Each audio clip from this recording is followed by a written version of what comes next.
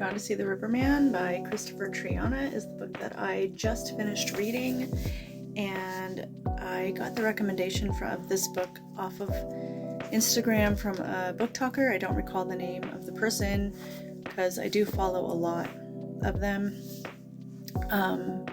but if any of them sound interesting, I just write them down, and then I just try to grab them either from the library. If I can, I go to the bookstore. They also have a program through the library where you can get them as requested, and Amazon will send it to you, and then you just have to give it back to the library. So that's where I got this one from. And I will say that there are some trigger warnings. If you are sensitive to any subjects, I recommend doing some research and checking what those are so that you know what you're getting into. This book is very dark and disturbing. There's some gore. There's other things that go on that others might find a little sensitive to read about. I'm not going to get into it just because I don't know what Instagram and TikTok flag. I know that they don't like certain words being said, so I'm just going to leave that up to you to do the research for that. This book gets into a woman named Lori, and she's in contact with a man named Edmund. He is in prison. He's a serial killer, and he has unalived a lot of women and done other things to them.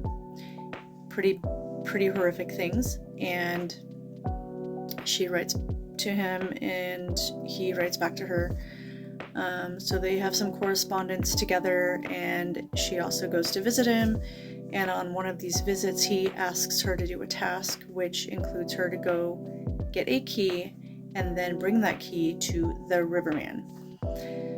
So she goes on this quest, and she takes her sister along, who happens to be special needs. I won't get into what because it might have a spoiler. So her name is Abby, and she has to go with her on this trip because she doesn't want to leave her alone. She doesn't really have anyone else that can, hang with her sister while she does this quest. So this does make the trip a lot more interesting, because if Lori did this on her own, I honestly really think it would have changed the dynamic of the book, and it wouldn't have been as exciting as if her sister Abby went with her. You get to learn a lot about Lori and Abby throughout the story and get some backstory on them and some other people in their lives as well.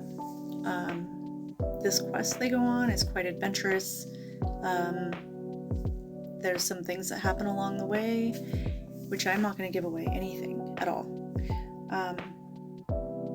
I will say that one thing seems normal one minute, and the next thing it's not. So I really think that Kristopher Triana did a great job writing this book. He kept me going. I read through it pretty quickly, and the only reason why I didn't finish it faster, I probably did it in about 3 weeks, was because I would continue reading. I would get so tired I would just fall asleep. So it really was one of those books that I didn't want to put down. His writing is really great, and it was a page turner for sure. It is dark, it is disturbing. There are moments where you're just like, oh, that's really gross. Oh my gosh, I can't believe that happened. I didn't expect that. But it didn't scare me, and it didn't give me nightmares or keep me up at night or anything like that. I do love reading horror and thriller books. There are certain things that I choose not to read about that do disturb me, but this book didn't bother me at all. So Kristopher Triana, he wrote a sequel, or is writing a sequel. I'm not sure if he's done with it yet, but it does come out August 1st, and it's going to be in ebook and paperback, and an audio book is in production.